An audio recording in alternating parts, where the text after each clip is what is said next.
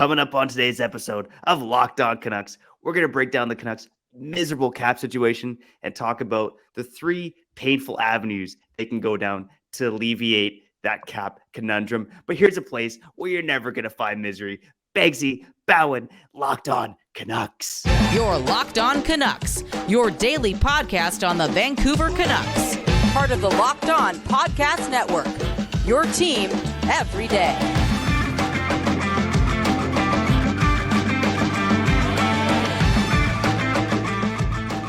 Hello, and thanks for hitting the play button on today's episode of Locked On Canucks. My name is Trevor Beggs, Canucks writer and credentialed media member for Daily Hive Vancouver. And before we dive into the show, we want to thank you for listening to Locked On Canucks. It's your team every day. Make sure you subscribe or follow for free on YouTube or wherever you listen to podcasts. On today's show, we got to talk about it, Kyle. Okay, the Canucks, they have the most miserable cap situation in the NHL. They are the only team over the cap currently for next season. We're going to talk about that, break it down, and talk about the three main solutions for the Vancouver Canucks moving forward. But first and foremost, buddy, Kyle Bhawan. I've done a couple of solo shows by myself. I got to say, I miss having you here, man. It's not quite as fun without you here. How you doing, brother? What up? How's it going? Locked On Canucks, your team every day. Trevor Beggs, Kyle Bhawan. I'm doing good. Actually, I've been better, okay? I've been better. Feeling a little off today. It happens, man. It happens. Sometimes you F up. But how do you come back from it? That determines it all, man. For real. It's never easy. Actually, that's a lie. Sometimes it is easy. This weekend was easy. More on that at the end of the show. Also, more comments. Yes, more comments at the end of the show because Comment Corner is where it's at. The best part of the show is always at the end where the fans take over. Beggsy, good job this weekend, man. Good job, man. Solo shows. You got a ton of subscribers. That's what happens, man, when the show gets more handsome. I don't know about that, man. I mean, I might be more handsome, but you're just the all-around package, buddy. Oh, wait. I'm just looks and words, you know. That's what all there is to me. There's just about as much substance to me as there is to the Vancouver Canucks and this mess of a roster that we got to talk about today. And I know I said off the top that you'll never find misery here on Locked On Canucks because we're here, we're having a good time. But at the end of the day, we're talking about the Vancouver Canucks, and there's some things to complain about, man. Seriously. So let's talk about it, okay? The projections came out from Puckpedia and Cap Friendly, and the Canucks are the only team that are projected to be over the salary cap already heading into next season. We haven't even hit the offseason, man. There's still hockey to be played. And never mind making noise in the free agent market. Never mind any of that stuff. The Canucks are already over the cap next season. So I wanted to break that down just quickly for you listening out there. So again, the Canucks right now, they are projected to be over the cap. The cap is projected right now to be at $83.5 million. That could change. The Vancouver Canucks right now have a projected cap hit on Cap Friendly of $84.16 million. So they have $668,000 over the cap. Now that includes Tucker Poolman and Tim Pearson in that calculation. So by the sounds of it, unless something turns around, both players are likely to be on long-term injured reserve next season. But the reason they're included in that cap calculation is you got to be cap compliant with the roster when the season starts. So yeah, you can bury their cap hit, which is a combined $5.75 million. You can bury that on LTIR. But at the end of the day, they got to be on the roster when the season starts. So that's a conundrum for the Canucks to figure out. You know, maybe there's an avenue to trade those players. But, I mean, we talked about it a lot, Kyle.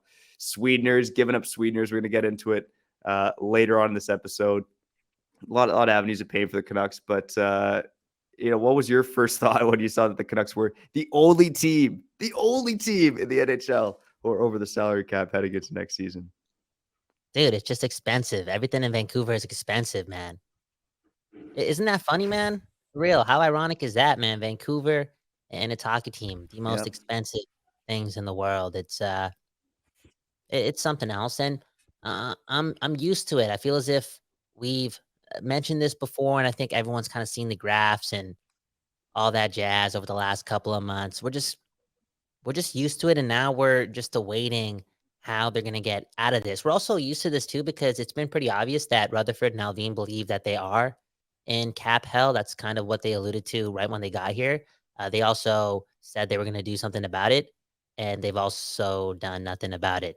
So it's always been an issue and a topic because there's so much irony there and so much hypocrisy. It's just the way it is, and there's also not a lot of meaningful hockey being played.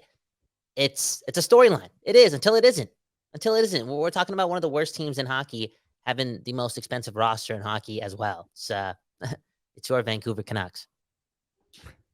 Your Vancouver Canucks. Yeah, I mean, I guess here's one of the caveats is that, one of the reasons the Canucks are over the cap is that they don't really have a lot of free agents on their roster if you want to really take a glass half full approach to this. And I don't think the Canucks really deserve that. But It wouldn't. this is You a know bit what's of an funny, Matt? offseason pre. You can't even give them the benefit of the doubt, man. We're talking about the same team that has been in cap hell for so long, and every time they get a little bit of room via the cap, what do? They replace it right away. They spend it right away. So even if they had players coming off the books and there was this gap in your cap now, like a little bit of a little bit of air, you best believe Francesco Aquilini is writing the checks. It's his favorite day of the year. It's his favorite time. He likes spending money, I think. I don't know. It's one of those things, man. Anyways, continue. Yeah. Yeah, I was going to say this. It's a bit of an off-season preview here, and yeah, sure. I don't really want to give the Canucks too many flowers here because it's a mess. It's a mess. And again, glass half full approach is they don't have a lot of work to do this offseason in terms of re-signing their own free agents. So really, Ethan Bear and Nils Höglander are the only key RFAs, UFAs that need to be re-signed. I know we've had some projections on Ethan Bear. If it's a 3-year contract or more, your buy some UFA years is going to be more expensive. And if it's like a 1-year deal, you might be able to get him for under $2 million. Höglander, on the other hand, probably looking at like $1 million-ish range. Again, he spent most of the season in this year in the AHL, although there's certainly some potential there, and he'll require waivers this season. So I don't think Nils Höglander is getting more than like $1.2 million. So not a lot of work to be done on that front. But here's the big caveat, because the biggest thing the Canucks need to do this offseason, aside from clearing cap space, if the next season matters, they got to clear cap space to make the team better, is re-signing Elias Pettersson. Now, Pettersson's contract doesn't expire until next offseason, but he's eligible for an extension on July 1st. And it would be, let's say, prudent business to get him re-signed offseason. And maybe I'll throw it to you quick, Kyle. Is Pettersson going to re-sign with the Canucks before the puck drop in 2023-24? Can they sign him even if they don't have the cap to do it? You know what I'm saying? It's for next season. Yep, it's for next season, right? Because the contract won't start until 2024-25. So they can re-sign him at $15 million if they wanted to. Yeah. Even if they theoretically don't even have the money freed up next season, they can do it. Yeah, man, I think it's priority number one. I think Aquilini and company know it. I think Pettersson wants to stay here too. He's Mr. Vancouver. He has the potential, right? The potential to be Mr. Vancouver, especially if the fan base lets him too. Again, let this guy do his thing all the time. He's Pettersson, the savior, the alien. I do think he signs. How much is that based off of like prayer? A lot. For real, getting older, getting wiser, just putting things out there. If I was being realistic about it, seeing what Matthew Tkachuk did, it would kind of scare me, but let's not go there. Let's not go there. Let's not go there. Yeah. And we'll save the contract. Imagine playing hockey in Florida for a good team. Imagine playing for a good team. Hockey feels different. So maybe Pettersson actually, am I going to go there? Competitive dude. Johnny Hockey, Matthew Tkachuk, Pierre-Luc Dubois, they're waiting. They're going to free agency. Those things happen, or not free agency, but they're letting that contract expire. I wonder if, it wouldn't strike me, if this dude being so competitive also says, I'm going to wait, not because I don't want to be here long term. I just want to know if this team can actually, I don't know, play meaningful games. Yeah. For a competitive guy, that must really, really matter. He's going to get paid whatever he wants. Yeah, and not to go too far down the Pettersson rabbit hole, because I think talking about his contract extension is probably worth an episode on its own. Mm-hmm. It would be interesting if he bet on himself and decided to play the season without a contract, because he was really good last season. Like, not to say he's like he can't be better. I think he certainly can be, but how much better can he be? Like, he's probably an $11 million player right now. Mm-hmm. Is he going to be maybe a $12 million player? That being said, the cap goes up a few million next offseason. Maybe things change too. So a lot of things at play here. I did want to talk about, maybe before we get to break, the biggest bargains and the biggest mistakes on the Canucks cap book right now. And let's start with the bargains, because right now Elias Pettersson is one of them. making only $7.35 million next season, despite being one of the best players in the NHL. In terms of other bargains, Quinn Hughes 7.8, hell of a bargain. Demko making $5 million. Kuzmenko at 5.5 if he does what he does. If he does what he did this season, if he does the next season, it's going to be a bargain at 5.5. And then Hronek, obviously he's due for a big raise too. He's eligible for a raise on July 1st. But right now, if again he was, based on the Athletics statistical models, worth around 8.1 million based on his performance last season. So if he provides that again, he'll definitely be a bargain on his $4.4 million cap hit right now. Wow. Hronek, man. They traded for an injured guy. No, I know I didn't really add more to it, but Hronek is just one of the scariest players on this roster for so many reasons. So polarizing, So polarizing because, again, you could just see him having a 67-point season and the Canucks finishing 11th in the West. And it's like, what's going to happen here? Oh, man. Yeah, well, I think you said it best on one of our episodes last week. You said that Hronek, has to be one of those guys that finishes like 20th in Norris voting or something like that. Like he's got to got to be on a couple ballots as a top 5 defender in the NHL. Yeah, I mean, if the Canucks need to make noise next season, they're going to need players playing above their pay grade, and I think those 5 guys I just mentioned have the best shot of doing so. Let's quickly touch on the biggest mistakes, and I think that's a good segue into how do the Canucks solve this mess. But the biggest mistakes on the cap sheet, according to this guy, OEL, Myers, Poolman, Pearson, and the fact that they have 4 wingers making over $4 million. So when we were prepping for the show today, I kind of quickly scanned through the top 15 teams in the NHL in terms of having the biggest cap categories next season. And here are the teams that have 4 wingers that are making over $4 million each. The Calgary Flames, the Boston Bruins, Washington Capitals, and the Vancouver Canucks. Now, I think aside from the Bruins, the Flames, Blues, Capitals, the Canucks all have something in common. They all missed the playoffs and they all underachieved this season. And that's because it's not prudent business to have 4 wingers making over $4 million. Okay. Again, if you're going to hit on value contracts, look at the Florida Panthers with Carter Verhaeghe right now. By the way, the Panthers only have 3 wingers making over $4 million. Vegas only has 3 wingers making over $4 million next season. Again, wingers are the easiest players to find. They're the easiest players to take flyers on. To tie yourself up into expensive winger contracts just isn't good business. And I think it bit the Flames, Caps, Flames, Caps, Blues, and Canucks. It bit them all in the rear end this season. Wow, that's depressing, yo. That's so depressing. I don't know what else to say to that.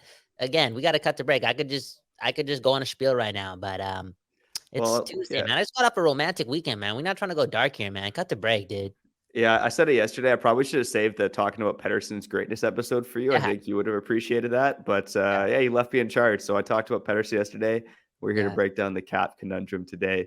So let's get to some solutions on the other side, because it's fair to bitch and moan about this. But how are the Canucks going to fix this problem? I think there's 3 avenues, painful avenues at that we're going to talk to next. But first, I need to tell you about a product that I literally use every day, AG1 by Athletic Greens. Now, maybe you're like me, you want to be healthy and eat well, but it's always easier said than done. That's no longer the case with AG1. With 1 delicious scoop of AG1 in a glass of water each day, you're absorbing 75 high-quality vitamins, minerals, whole food source superfoods, probiotics, and adaptogens to help start your day right. This special blend of ingredients supports your gut health, your nervous system, your immune system, your energy, recovery, focus, and aging. All the things. Kyle, guess what? Okay, it can be hard. It can be expensive to keep track of all those multiple different supplements and vitamins, not to mention how hard it can be on your stomach.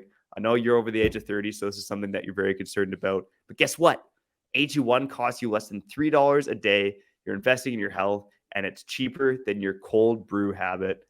So right now, it's time to reclaim your health and arm your immune system with convenient daily nutrition. To make it easy, Athletic Greens are going to give you a free 1-year supply of immune-supporting vitamin D and 5 free travel packs with your first purchase. All you have to do is visit athleticgreens.com/NHL Network. Again, that is athleticgreens.com/NHL Network to take ownership over your health and pick up the ultimate daily nutritional insurance. Wow. Who needs health insurance when you got Athletic Greens, Locked On Canucks, Kyle Bound, Trevor Beggs. What a depressing start to the episode, man. I was already coming in here a little low, again, effed up a little to start the day, feeling guilty, feeling dark. I'm going to learn from this. And then I walk into this and Trevor Beggs dude, you brought more pessimism in that episode than my actions, yo. Just something else, man.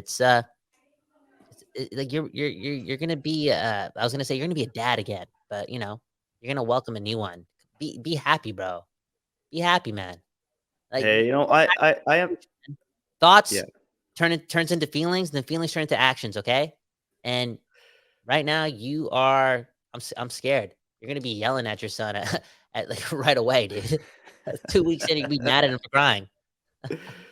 Oh man, well, sorry to bring this negativity into your downer every day. So I'll do this for you quickly. Go Mhm. check out All Week with Kyle Bowen. Oh man, Kyle's got about 89 shows coming out of that network. He just recorded his 101st episode in a row. New episodes every tomorrow, episodes every day. And dude, I really enjoyed your episode that dropped yesterday.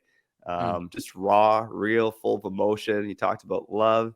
You talked about death and pain, but a lot of love for your girl and the inspirations in your life, man. So I'm very proud of you, and I'm more proud of you than I am of the Vancouver Canucks. oh So man, low it bar, is. but I'm more proud of you than the Canucks. How about this, Kyle? Let's do choose your own adventure. Okay, 3 avenues for the Canucks to to alleviate their cap crunch. I feel like this is like a episode or a movie of Saw here. You go through the door and it's like, want to have your arm cut off, or did you want to like jump into a pit full of needles? But I'll let you give me your favorite strategy for alleviating cap space. The 3 that we had listed down here are using the 11th overall pick, trade it as leverage to clear cap space, trade a winger, or buy out Oliver Ekman-Larsson. Which is your preferred avenue for the Canucks to clear cap space? Besser. And that 11th overall pick, man. I'm leaning into it. Other people are talking Wow. about it. It's something that our commenter left prior to the Athletic article, right? Trading Besser in the 11th pick back to Chicago for the 19th pick.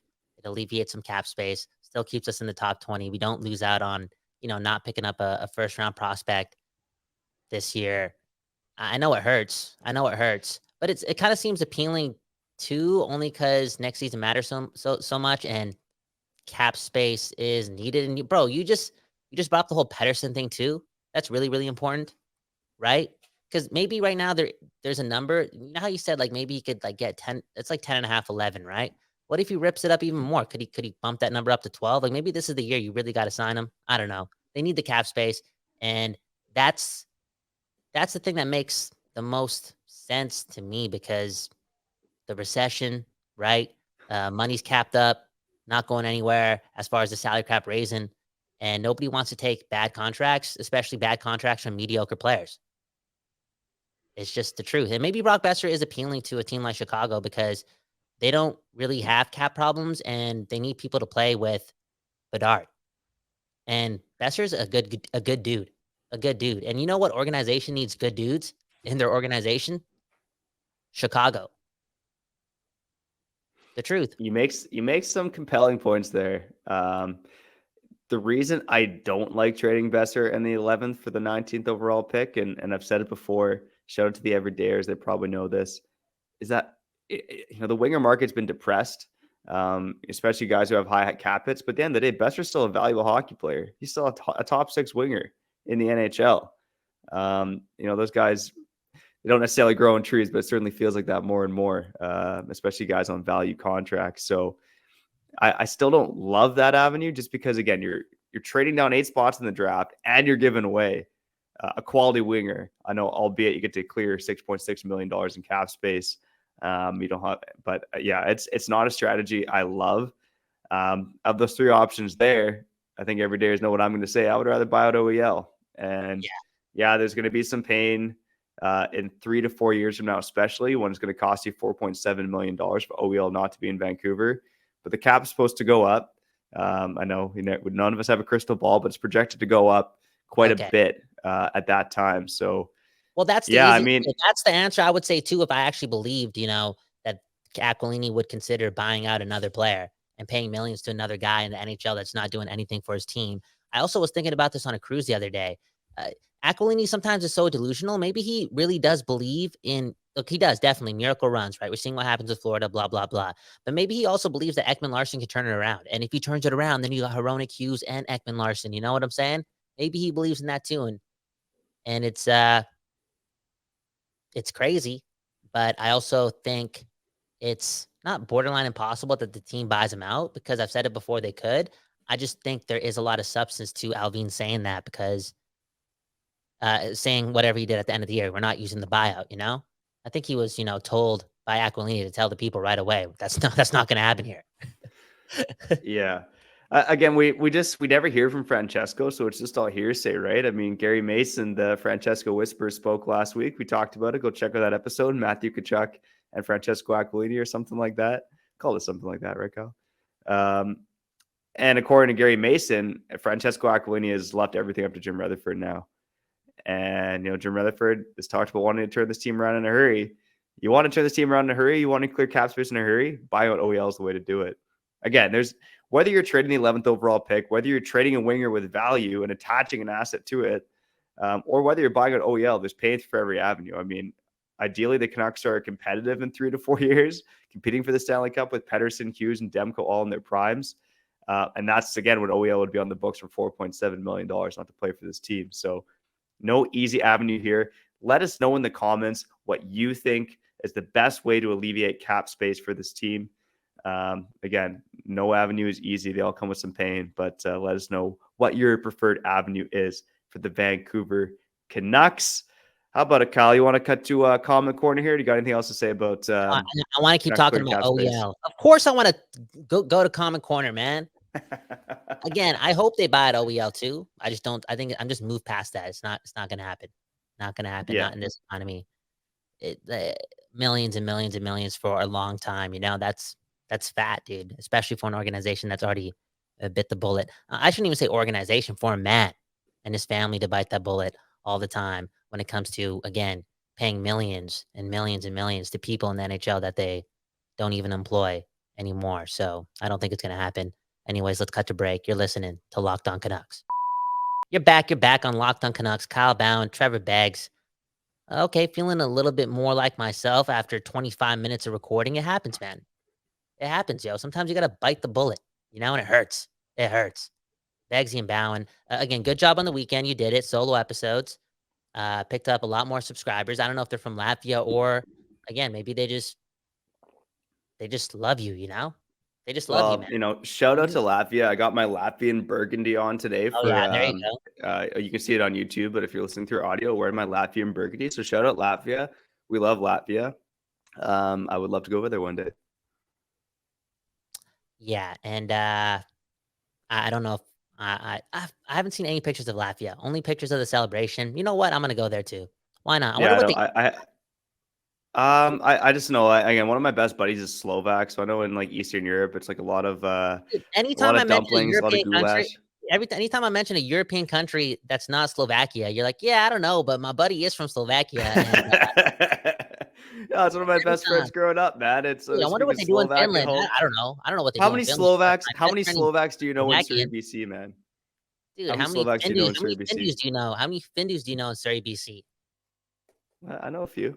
Yeah, exactly. Shout out to all the Findus more than I know Slovaks. Shout out to the Fijian Hindus out there, man. One love. Comment corner, the best part of the show, because we save the best for last, right? The fans mattered here on Locked On Canucks.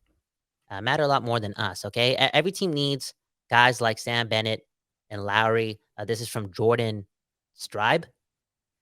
And this is the cliche hockey answer, right? Every team needs a Chris Draper. Every team needs a Kirk Maltby. Every team needs a Samuel Paulson. Every team needs a Rob Niedermeyer. Sammy Paulson, right? Wow. Every team needs what's going to hurt? A Chris Kelly, right? That one probably hurt Canucks fans right there, right? Every team needs a Rich Peverly, right? Every team needs, let's keep it going. Every team needs Rafi Torres. Brad Richardson. Every team needs I don't know. Rafi Torres didn't win a cup. I don't know, dude. I don't know. Right? Every team needs a Comfer. Every team needs a Andrew Cogliano. You get what I'm saying? Every team needs a Lars Eller.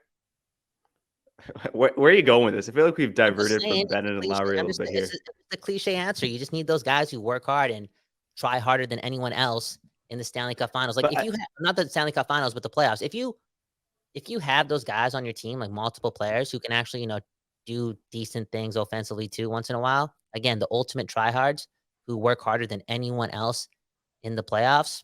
Yeah, your team's gonna be in good shape, and also has that POS a part of their arsenal.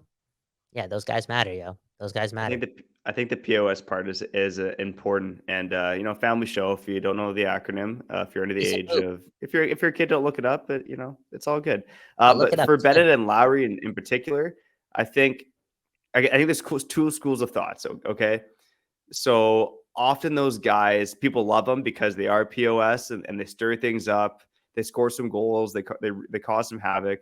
There's also the school of thought that these guys are overvalued. And I don't know if I'm stealing your thunder. I did read another comment where someone basically said that Sam Bennett sucks. And again, I was talking about players who are maybe comparable to Sam Bennett in the sense that not necessarily the exact same player type, but between the ages of 22 to 24, not really hitting their stride with the team who drafted them and could be looking for a change of scenery. That was kind of my my layout for that episode. Go check it out if you missed it. Canucks trading for the next Sam Bennett. So yeah, I mean Sam Bennett, I think he brings a lot to the table, but you don't want to be trading like multiple first round picks or something stupid like that for a guy of Bennett's caliber. Who thinks Sam Bennett sucks? One of Because our he doesn't suck. commenters did. He doesn't suck, bro. He doesn't suck, man. That guy tries so hard. He tries so hard. He makes things happen. Worthy of a top 5 pick, I don't know. But if he becomes a Stanley Cup champion and also is like a big part of it, because he is a big part of it, plays a lot with Matthew Tkachuk, dude, he's one of those guys. You watch hockey, and I know the commenters hate this, but I know Beggsy watches more hockey than me. I think you can attest to it. There's not a lot of guys like Sam Bennett out there that does it like that. He takes it to another level, man. Yeah, Like like that. if you Takes it to if you another think level. about Vegas, yeah, there's not really necessarily a comparable player on Vegas. I mean, like there's William Carey and Keegan Colasar on the fourth line, but they're not like scoring at a top 6 or 8 like Bennett, and also stirring things up like a fourth liner. So yeah, I know Bennett's bringing a lot to the table right now for Florida, and it's one of the reasons I talked about him. Right, he's part of their success right now. 100%, 100%. Next comment, we got 2 comments here, okay? On the Pedersen video, okay? Best Canuck ever? You said yes. He has potential to do so. Most impactful? Not yet. Because again, results matter. It's too early to say he'll be the most impactful unless you're really hopeful, but the most skilled Canuck, best player, he's on the path to be there just based on what he's done early in his NHL career. I mean, it's him or Pavel Bure when it comes to most skilled and individual talent, for sure, for sure. There's a comment below that as well, telling Trevor to do the commercials at the end. If only it worked that way, but our overlords here at Locked On would not approve. So sorry, Oh, Mookat, not to toss the bell, but our hands are a bit tied here. We're told to read the ads. we love reading the 3 ads too, different. man. Come on, Trevor, put a smile on your face, man. What are you doing I there? think I think I do my best to make the ad reads fun. I do my best. We'd love to put all the ads at the end of the show. Look, We'd I'm love a to- big look. Okay. Bird Dog shorts. Okay, now I'm Yeah. showing up. Bird Dogs didn't even pay for a spot on the show. I wear my Bird Dog shorts a lot. AG1 Athletic Greens, a product I literally use every day. Okay, I'm You don't a even fan use of products, man. Yeah, man. They're the reason that we're okay. Number one reason we're here, the fans. Second reason we're here, the advertisers. That's just the way it No, is. parents, because our parents made love to each other. Okay. Yo, Locked On Canucks, man. Locked On Holy. Canucks. Your team every day. Kyle Bound, Trevor Beggs. Thanks for that, man. You got me out of the rut. Yeah, well, speaking of our parents making love, I think you wanted to touch on you being a romantic before we get out of here. Oh, no. I wasn't being romantic, dude. My girl was being romantic. Okay. I just went to the most beautiful place in the world. Shout out to Sunshine Coast. Yo, I used to think Surrey was the most beautiful place in the world. Okay. Only until I went to the Sunshine Coast, man. Oh my God, man. I went to some Holy. secret cove place. I think literally secret was in the title of like the venue, or not the venue, but the resort. It's somewhere in Chelt in Shelt, Seashine Coast, where is staying in some tree Seashells? houses. I guess.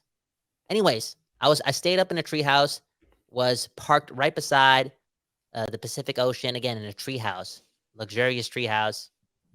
Bro, man, I don't know what bro, it was so beautiful, bro, that there's no way. Again, she took me there for my 30th birthday. There's no way I'm going on the resort's website to see how much that thing costs because her birthday's coming up next month. I'm not going down that rabbit hole, okay? For real. Oh no, she set the For real. bar. We got those to pay, man. Honestly, yo. Overdue, man. For real. I'm not looking at that, dude. Cactus Club, Delta, I'm looking at that. Happy birthday. Happy birthday, baby. Okay, Locked On Canucks, Trevor Beggs, Kyle Bowen. Oh man, well it's good to have you back on the show, buddy. I'm sure at least some of our listeners missed you, but I certainly missed you. So thanks for being back. Shout out to you for returning to Locked On Canucks. Shout out to you for listening to this episode of Locked On Canucks, your team every day. Later this week, got to talk about Quinn Hughes. Okay, still ripping through player reviews. Quinn Hughes, did he just have the best season ever by a Canucks defenseman? Worth the debate. We're gonna talk about. Hey, gotta sell, Kyle. Okay, worth a debate. Worth a debate. I think you're gonna. I think I know what you're gonna do, and I'm excited to hear it. We'll talk about it later this week. Also want to touch on some third line center targets, specifically Ross Colton. So stay tuned for that episode. But for now, I'm Trevor Beggs. That guy's Kyle Bowen, and you've been listening to Locked On Canucks. Bro, you keep talking about Ross Colton. Is that the name of your son or something? Ross Beggs? No, man. I'm not naming myself Ross. Unbelievable.